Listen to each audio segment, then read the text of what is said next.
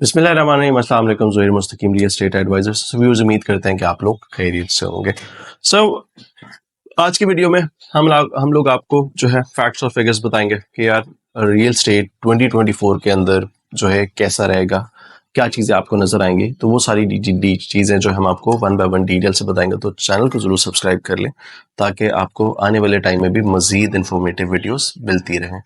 सो 2024 से पहले अगर आप 23 का रिकैप करें तो आपको पता चलेगा कि रियल स्टेट जो है वो इन्वेस्टेबल बिजनेस काफ़ी हद तक नहीं था, क्योंकि उसमें आपको काफ़ी लॉसेस देखने को मिले, प्राइसेस बहुत ड्रॉप हुई, गवर्नमेंट ने भी टैक्सेस लगाए, सोसाइटीज़ ने भी टैक्सेस लगाए, ओवरसीज़ ने इन्वेस्टमेंट बंद कर दी, क्योंकि ओवरसीज़ जो है तकरीबन 60% कंट्रीब्यूट करते हैं रियल स्टेट के अंदर, वही जो है इन्वेस्ट करते हैं और उसके बाद जो है 1-2 साल बाद उसको सेल करते हैं। तो इसी साइकिल की वजह से वो चीज़ें चलती हैं। लेकिन रियल स्टेट में अगर मेजॉरिटी इन्वेस्टमेंट्स देखें तो आपके पास रियल ओवरसीज से ही आती है। तो ओवरसीज से भी आपके पास जो इन्वेस्टमेंट है थी वो भी काफ़ी कम हो चुकी थी। जो आपके पास इन्वेस्टर्स या ऑलरेडी अपनी ली हुई चीज़ों में फंसे रहे और वो उसको सेल नहीं कर सके क्योंकि प्राइसेस ड्रॉप हो चुकी थी, और बाकी इन्वेस्टर्स ने जो इनके पास कैपिटल था वो क्योंकि प्राइसेस जो है डिक्लाइन की तरफ ही जा रही थी, कोई पॉजिटिविटी नहीं आ रही थी, कोई न्यूज़ नहीं आ रही थी, तो उसकी वजह से जो है तकरीबन 40% इन्वेस्टर्स ने जो है इन्वेस्टमेंट करने से पीछे ही रह के यार हम इस टाइम पे इन्वेस्टमेंट नहीं करते। जिसकी वजह से हुआ क्या कि जो आपके पास सप्लाई और डिमांड थी वो डिस्टर्ब हुई। आपके पास सप्लाई बहुत ज़्यादा थी कि लोगों ने प्लॉट लिए हुए थे, लोग बेचने के लिए तैयार थे, लोगों ने कोड़ियों के भाव भी प्लॉट बेचे कि भाई ले लो, हमारी जान छुड़वाओ। और इस टाइम पे उन्हीं लोगों ने प्लॉट बेचे जिनको अशद ज़रूरत थी किसी न किसी काम में। अदरवाइज जो लोग घर बनाना चाहते थे या जो लोग इससे बिजनेस करना चाहते थे, उन लोगों ने इस टाइम पे सही यही समझा कि यार इस टाइम पे इन्वेस्ट नहीं करना चाहिए, जो कि सही बात भी है। अगर फॉर एग्जाम्पल आप लास्ट ईयर के लिहाज से देखें तो आपकी कंस्ट्रक्शन प्राइसेस जो हैं वो तकरीबन 60-70% बढ़ गई। कुछ जगहों पे तो आपके पास डबल हो गई कमर्शियल की प्राइसेस। फॉर एग्जांपल अगर आप इसको देखते हैं, आपके पास एक 5 मरले का घर है जो कि फॉर एग्जांपल जिस पे कंस्ट्रक्शन कॉस्ट पहले जो है 60 से 70 लाख रुपए आती थी, उसी की कंस्ट्रक्शन कॉस्ट जो है वो अब तकरीबन 1 करोड़ 10 से 1 करोड़ 30 लाख रुपए तक आती है 8 मिनिमम। तो जिसका मतलब क्या हुआ, जिसका मतलब ये हुआ कि आपके पास जो प्राइसेस में जो है इंक्रीज है वो तकरीबन जो है सिर्फ एक 5 मरले के घर में ही आपके पास तकरीबन 50-60 लाख रुपए का डिफरेंस आ गया। जिसका मतलब ये कि इस चीज़ की वजह से अगर आपके पास बड़े प्लॉट्स हैं तो उनके पे आपको ज़्यादा कंस्ट्रक्शन कॉस्ट आएगी। तो उसकी वजह से हुआ क्या कि लोगों ने इस टाइम पे जो है कंस्ट्रक्शन रोक दी। तो आपके पास कंस्ट्रक्शन जब रुकी, फॉर एग्जांपल अगर आप लास्ट ईयर में डेवलपमेंट देखते हैं गवर्नमेंट की साइड से या ओवरऑल अगर आप एक मुल्क की डेवलपमेंट रेशो देखते हैं तो आपके पास 0.6 रेशो थी आपके पास 23 के अंदर, जो कि बहुत कम थी, जिसकी वजह से इफेक्ट हुआ सारी रियल स्टेट आपके पास बैठ गई। फिर सेकंड फेज में अगर आप देखते हैं प्राइसेस के लिहाज से, तो फॉर एग्जांपल जिन लोगों के पास पोजेशनेबल प्लॉट्स थे उन पोजेशनेबल प्लॉट्स की प्राइसेस जो हैं वो तकरीबन स्टेबल रही। लेकिन जिनके पास नॉन पोजेशनेबल प्लॉट्स थे, जिनको आप डेवलप प्लॉट्स या आप नॉन डेवलप प्लॉट्स कहते हैं, उनकी प्राइसेस में आपको तकरीबन जो है 50% या कुछ सोसाइटीज में तो 50% से भी ज्यादा आपको लॉस देखने को मिला। इसी तरीके से जहां से फॉर एग्जांपल जो है आपने फाइल्स थी, आपके पास फाइल्स जो है पिछले 2-3 सालों में फाइल्स जो है वो बहुत बिकी। फॉर एग्जांपल आपके पास फैसल टाउन 2 था, आपके पास न्यू मेट्रो सिटी था, और खैर बहुत सारी सोसाइटीज थी जिन लोगों ने फाइल्स बेची रिंग रोड की वजह से। खैर फाइनली अब रिंग रोड भी बनना शुरू हो गई है, लेकिन क्योंकि सेल परचेस कम हुई तो उन फाइल्स के ऊपर तकरीबन जो है 70% तक प्राइसेस आपको ड्रॉप देखने को मिली, जिसकी वजह से लोग बहुत ही अभी तक डिसहार्ट बैठे हुए हैं, और जो कि फौरन अभी सॉल्व नहीं होगा प्रॉब्लम जब तक एटलीस्ट रिंग रोड बन नहीं जाती तब तक। सो ये आपके पास जो है ओवरऑल वो चीज़ आती है। अब लास्ट ईयर में आपके पास टैक्सेस गवर्नमेंट ने भी लगाए, सोसाइटीज़ ने भी लगाए, उसकी वजह से भी काफ़ी प्रॉब्लम आपको देखने को मिला। इन्वेस्टर्स ने इन्वेस्ट करने से बंद कर दिया। ओवरऑल इसकी वजह से हुआ क्या कि आपके पास जो है प्राइसेस आपके पास बहुत ड्रॉप हो गए। खैर 24 के लिहाज से देखा जाए, अब जो है 24 को रिव्यू करते हैं तो 24 में इलेक्शंस एक्सपेक्टेड है, जो कि शायद फरवरी में तो नहीं होंगे। 80-90% चांसेस ये हैं कि फरवरी में नहीं होंगे, लेकिन हो सकता है आगे 1-2 महीने बाद या 3-4 महीने बाद इलेक्शंस हो जाए।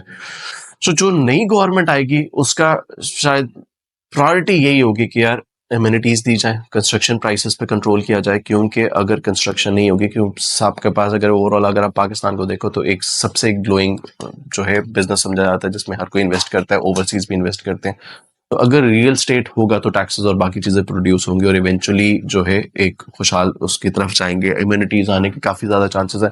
एक जो सबसे पॉजिटिव चीज़ है इस रीजन के अंदर, इस्लामाबाद पिंडी के रीजन में, वो आपके पास रिंग रोड आवर पिंडी, ये वाहिद पॉजिटिव चीज़ है जो आपके पास वो है और उसका इम्पैक्ट बहुत ज़्यादा है। सो रिंग रोड के लिहाज से देखें तो रिंग रोड पे ऑलरेडी डेवलपमेंट शुरू हो चुकी हुई है। अभी रिसेंट जो सीएम साहब का भी वो आ रहा था कि यार उस पे हम तकरीबन 12% जो है डेवलपमेंट कर चुके हुए हैं और अभी तकरीबन 88% डेवलपमेंट उस पर रहती है। और ये रिंग रोड तकरीबन अभी जो ये एक्सपेक्ट कर रहे हैं उसकी जो टाइमलाइन उन्होंने दी है वो तकरीबन 2024 अगस्त के अंदर है कि यार हम 14 अगस्त को इसका इफ्तिताह करना चाहते हैं, जो कि बहुत खुशाइन है। और रिंग रोड के लिहाज से देखें तो रिंग रोड पे हर इंटरचेंज की तरफ जो है वो डेवलपमेंट हो रही है, जिसमें 5 इंटरचेंज इन टोटल है, लेकिन उसमें डेवलपमेंट बहुत फास्ट पेस से हो रही है।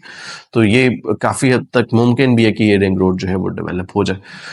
सबसे ज़्यादा एडवांटेज इस 2024 के अंदर जो है वो आपको रिंग रोड का देखने को मिलेगा, क्योंकि रिंग रोड जो है पूरे इस्लामाबाद पिंडी के बीच में से या साइडों से गुजरती हुई जा रही है, जिसकी वजह से आपको काफ़ी एडवांटेज देखने को मिलेगा। फॉर एग्जांपल जिस तरह से आपके पास रवात बंद से स्टार्ट होती है और फिर ये आपके पास ठलिया इंटरचेंज तक जाएगी, जिसकी वजह से आपको काफ़ी यहाँ पे एडवांटेज देखने को मिलेगा।